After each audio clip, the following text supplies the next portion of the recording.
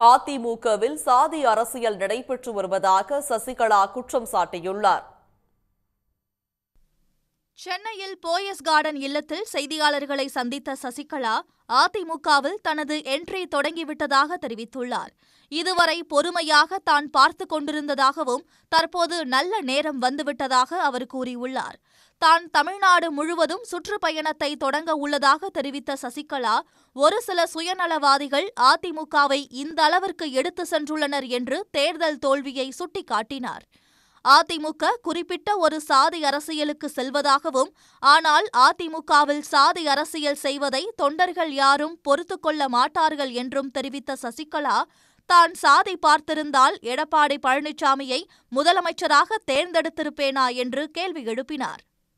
ஒரு குறிப்பிட்ட ஜாதி அப்படின்னு நினைச்சு அவங்க என்ன பண்றாங்க, ஜாதி அரசியலுக்குள்ள போறாங்க.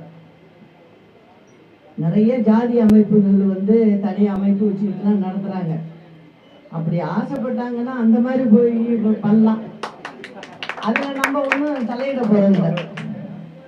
ஆனா இது தலைவர் ஆரம்பிச்ச இயக்கம், அம்மா வளர்த்த இயக்கம், இதுல அந்த மாதிரி செய்யறத யாரும் பொறுத்துக்க மாட்டாங்க. நம்ம தொண்டர்களும் பொறுத்துக்க மாட்டாங்க, நானும் பொறுத்துக்க மாட்டேன். நான் அப்படியெல்லாம் நினைச்சிருந்தா நான் ஏன் பெங்களூர் போறப்ப இவருக்கு முதலமைச்சர் பதவி கொடுத்துட்டு போறேன்? நான் ஜாதி பார்த்திருந்தா அதை செஞ்சிருப்பனா?